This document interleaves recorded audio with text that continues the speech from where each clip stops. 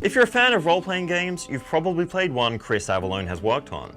There's something unique about each of them, whether it's the deep and mature narrative of Planescape Torment, the way Knights of the Old Republic 2 deconstructs the light side and dark side morality of Star Wars, or the fact that South Park: The Stick of Truth was actually a really good South Park game. Now, Avellone is working with inXile Entertainment on Wasteland 2. It's the sequel to the original post-apocalyptic RPG, which later inspired the Fallout series. A $3 million Kickstarter campaign means the team can bring back Wasteland 1's old-school role-playing with a modern presentation. But what does it actually mean to write and design for the sequel to a 16-year-old game? According to Avellone, it's all about making the story more reactive.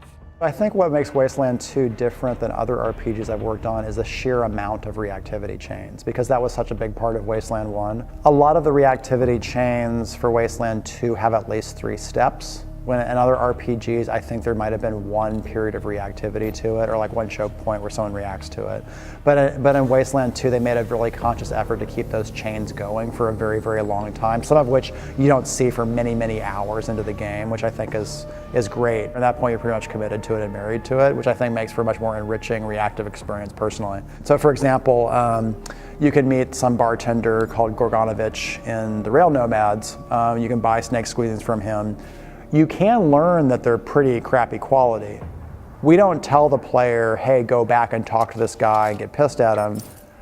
But we assume that some players would probably want to. They're like, you know what, I spent money on this guy fucking robbed me. I'm gonna go back and confront him on this, even though no one's expressly telling me to do it.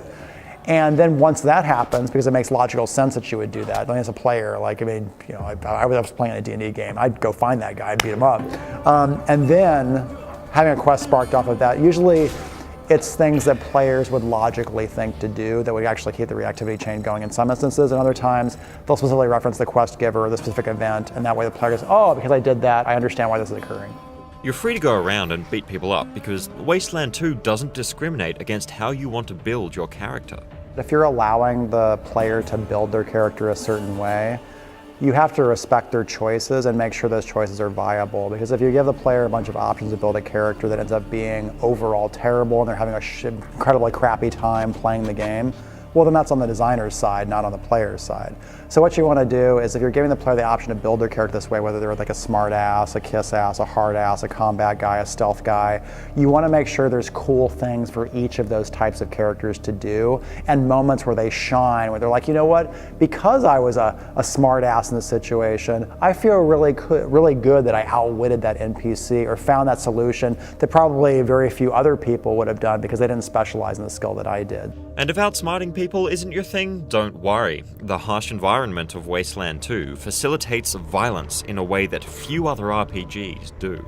Sometimes what games will do is they want to preserve all quest givers and like make them invulnerable. So if you actually do try and attack them, like there's no way to kill them, for example, which feels really weird, especially if you do want to be a violent character and it's a very violent world. And one of the design mandates for Wasteland 2 was that you actually just can kill everybody if you want to. So no one's really immortal or untouchable. Killing everybody will have its consequences, but not in the form of good or evil points.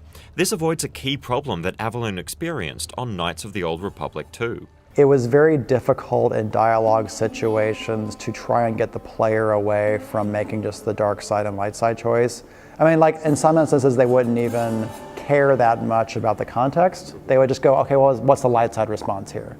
And in that instance, that feels like it's doing the narrative a disservice because the player's not even thinking about the situation they're involved with. They're just thinking about, how do I get more light side or dark side points?